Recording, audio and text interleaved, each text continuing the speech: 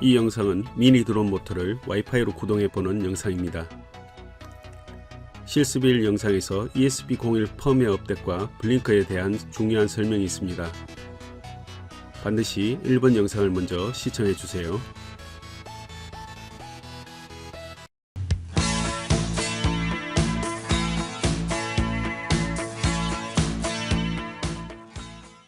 실습 2에서 사용할 회로 도면입니다. 회로의 이해를 위해 참고용으로 봐주세요.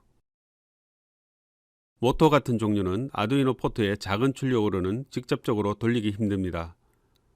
따라서 모터를 움직여줄 전력을 배터리로 따로 공급하게 되며 아두이노 포트의 출력은 온오프 신호로 활용하게 됩니다. 전자적인 스위치 작용을 하는 TR을 이용해서 화면처럼 구성하면 모터를 제어할 수 있습니다. 즉 아두이노 포트 출력이 있을 때는 TR이 온되어 모터와 배터리 회로가 완전히 연결되어 모터가 동작되며 아두이노 포트에서 출력이 없을 때는 TR이 오프되어 모터와 배터리 연결이 차단되어 모터가 정지하게 됩니다. 뒤에 나오는 실습 3에서는 TR 대신 IC를 사용한 모터 드라이버 모드를 사용하게 되는데요. 연결과 사용이 간편하고 정력 방향 제어까지 쉽게 할 수 있습니다. 모터는 내부가 코일 형태로 되어 있어 동작시킬 때 반대 방향으로 역기전력이 발생하게 되는데요. 이로 인해 주변 회로가 손상을 입을 수 있는데 이를 방지하기 위해 다이오드를 모터 가까이 화면과 같은 방향으로 연결하면 역기전력으로부터 보호할 수 있습니다. 만약 단순히 테스트로 끝낸다면 다이오드를 생략할 수 있습니다. 지금 보이는 것이 부품을 실물 모습으로 연결해 놓은 연결 도면입니다. 부품 중에는 방향이나 핀 이름, 플러스 마이너스 극성이 구분되어야 하니 주의해서 연결해 주세요. 만약 적합하지 않은 TR 부품을 사용하거나 모터 용량이 이것보다 크게 차이가 있을 경우 TR의 스위칭 작용이 되지 않아 제어가 안 될 수 있는데요. 이럴 때는 TR의 베이스에 연결된 1kΩ의 저항값을 테스트를 통해 큰 값 또는 작은 값으로 변경해 보세요. 그리고 5V 이상의 높은 배터리를 사용해야 한다면 작은 모터에 그냥 사용하지 말고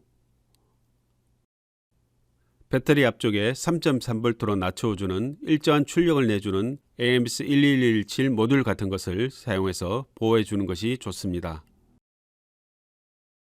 아두이노에서 모터를 함께 사용해야 할 때는 이렇게 전원을 별도로 분리 공급해 주는 것이 무엇보다 중요합니다. 아두이노와 주변 회를 돌리면서 모터까지 돌리기에는 전력 부족이 발생할 수 있으며 모터의 진동에 의한 노이즈가 회로의 신호에 영향을 줄 때 불안정한 동작을 예방할 수 있기 때문입니다.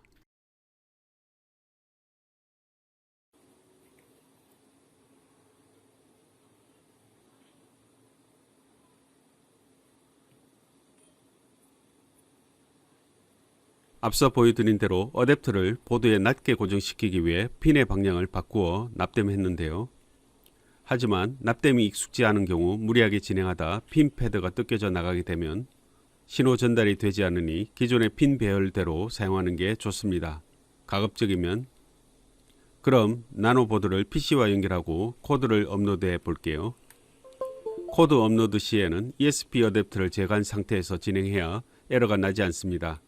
코드는 실습일의 LED 코드와 동일합니다. 같은 코드지만 이름을 DC 모터 등으로 다른 이름으로 저장해 두고 관리하면 좋습니다.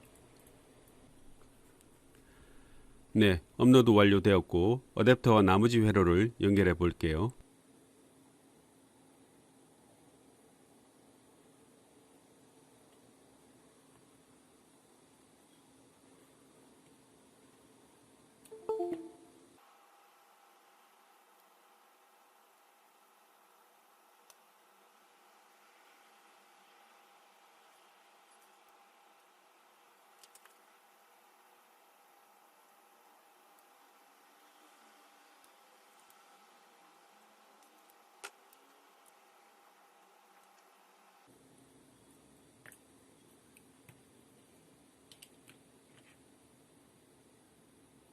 프롭이 빠르게 회전하기 때문에 고정 없이 그냥 사용하기에는 좀 불안해 보이는데요.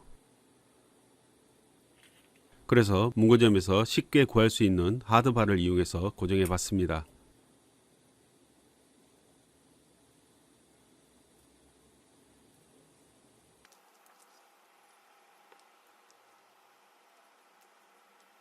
그리고 이런 리튬이온 배터리를 다룰 때는 플러스 마이너스 선을 반대로 연결하거나 플러스 마이너스 선이 서로 합선되지 않도록 주의하세요. 합선이 될 경우 불꽃이 튀면서 화재가 날 수 있습니다. 그리고 배터리를 회로 연결해 놓았거나 충전 시에는 자리를 비우지 말고 실습 후에는 커넥터에서 분리 후 직사광선을 피하여 안전하게 보관해 주세요. 그럼 블링크 앱에서 동작을 위한 버튼 설정을 해볼게요.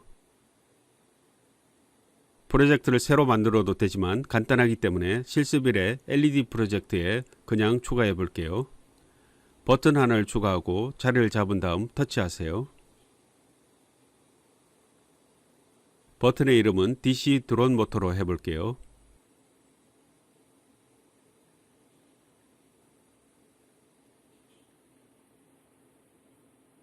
버튼의 색을 선택하고 핀에는 드론 모터가 연결된 나노의 디지털 핀 번호 D10을 선택해 줍니다.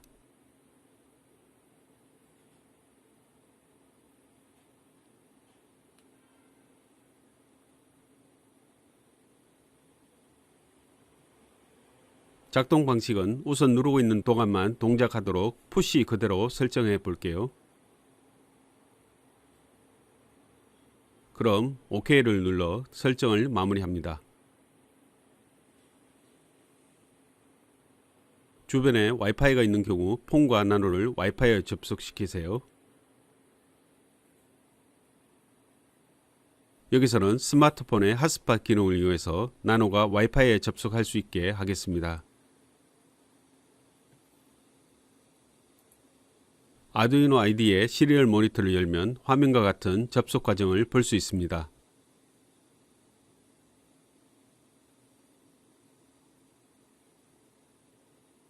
지금 화면처럼 IP 주소가 할당되고 핑 속도가 나타나면 네트워크에 잘 접속된 것입니다.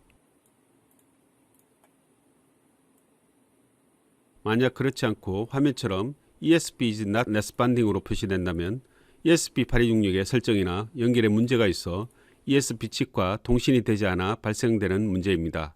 이럴 때는 ESP01의 펌웨어 통신 속도와 코드에 있는 속도가 일치하는지 확인이 필요하며 ESP01과의 RxTX 번호 연결이 제대로 되어 있는지 실제 회로 연결 부분을 확인해 보세요. 그럼 앱에서 접속 실행 버튼을 누른 상태에서 모터 동작 버튼을 눌러보세요.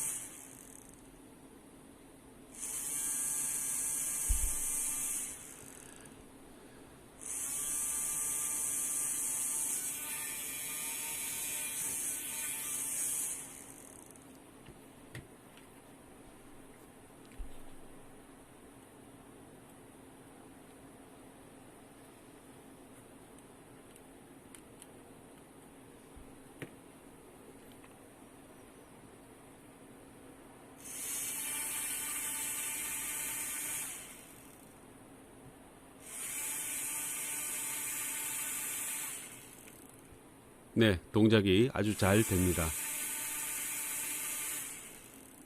그럼 여기서 접속을 해제하고 버튼의 속성을 푸시해서 스위치로 바꾸어 볼게요.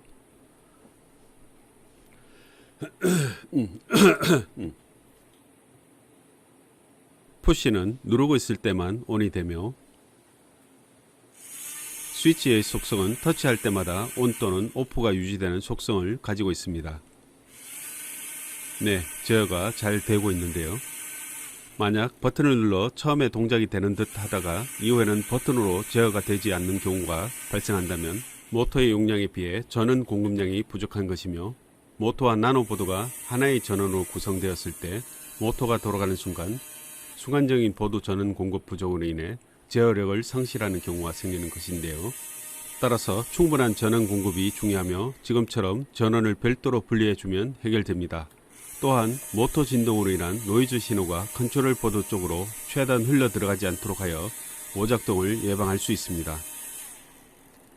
그리고 한 회로에 2개 이상의 전원을 넣을 때는 GND는 서로 연결해 주어 기준을 맞춰 주어야 합니다.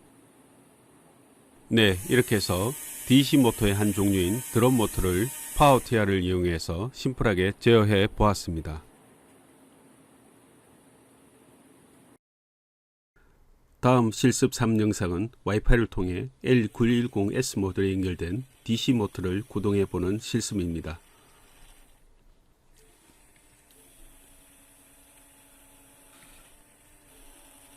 또한 이를 응용해서 와이파이 RC카를 아주 쉽게 만들어 보는 내용까지 포함하였습니다.